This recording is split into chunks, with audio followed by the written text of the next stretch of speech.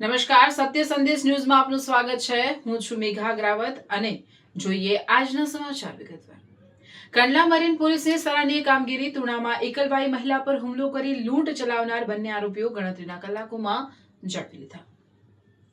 અંજાર તાલુકાના તુણા ગામે ઘરમાં એકલી રહેતી અસહાય મહિલાને ડરાવી ધમકાવીને લૂંટ ચલાવનાર બે કુખ્યાત શખ્સોને કંડલા મરીન પોલીસે ટેકનિકલ સર્વેલન્સ અને બાતમીદારોની સચોટ માહિતીના આધારે ગણતરીના કલાકોમાં ઝડપી પાડી ઉત્કૃષ્ટ ઉદાહરણ પૂરું પાડ્યું છે। જિલ્લા પોલીસ વડા સાહેબની માર્ગદર્શક સૂચનાઓ અને પોલીસની આ ત્વરિત કાર્યવાહીથી પંથકમાં કાયદો અને વ્યવસ્થાની સ્થિતિ મજબૂત હોવાનો સંદેશો વહેતો થયો છે। ગત 16 ઓગસ્ટે તુણા ગામના એક મકાનમાં અસલમ ઉર્ફે સાંઈ અકબર છરૈયા અને રાજેશ ગોવિંદભાઈ સથવારા નામના બે ઈસમો દિવાલ કૂદીને ઘૂસી આવ્યા હતા। ઘરમાં એકલી રહેલી મહિલા પર ઓશિંકુ દબાવીને જાનથી મારી નાખવાની ધમકી આપી તેમની પાસેથી રોકડ રકમ અને મોબાઈલ ફોનની લૂંટ ચલાવી આ શખ્સો ફરાર થઈ ગયા હતા। એક નિર્દોષ મહિલા સામે બનેલી આ ગંભીર ઘટનાથી સમગ્ર વિસ્તારમાં ભારે ચકચાર મચી ગઈ હતી અને લોકોમાં રોષ જોવા મળ્યો હતો। ઘટનાની ગંભીરતાને ધ્યાનમાં રાખીને એસપી સાહેબની કડક સૂચનાઓ અન્વયે કંડલા મરીન પોલીસ સ્ટેશનના પીઆઈ એમબી વસાવાના માર્ગદર્શન હેઠળ પીએસઆઈ વાયપી ગોહિલ અને પોલીસ સ્ટાફે તાત્કાલિક ધોરણે ચક્રો ગતિમાન કર્યા હતા।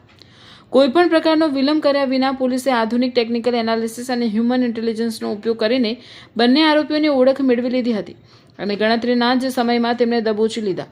આરોપીઓની ધરપકડ બાદ પોલીસ તપાસ અટકી નહીં, પરંતુ ગુનાની કડીઓ જોડવા માટે પોલીસે કડક રૂખ અપનાવ્યો હતો। પીઆઈ એમબી વસાવા અને પીએસઆઈ વાયપી ગોહિલની ટીમે બંને આરોપીઓને ઘટના સ્થળે સીધા લઈ ગઈ હતી, જ્યાં સમગ્ર લૂંટના બનાવનું ઝીણવટપૂર્વક ક્રાઇમ સીન કન્સ્ટ્રક્શન કરાવવામાં આવ્યું હતું। આરોપીઓએ કઈ રીતે દિવાલ કૂદીને મહિલાને ધમકાવી હતી તેનું સ્થળ પર પુનઃનિર્માણ જોઈને સ્થાનિક રહીશોમાં પણ પોલીસની આ સચોટ અને વ્યવસાયિક તપાસ પદ્ધતિ પ્રત્યે સંતોષ અને આદરભાવ વ્યક્ત થયો હતો।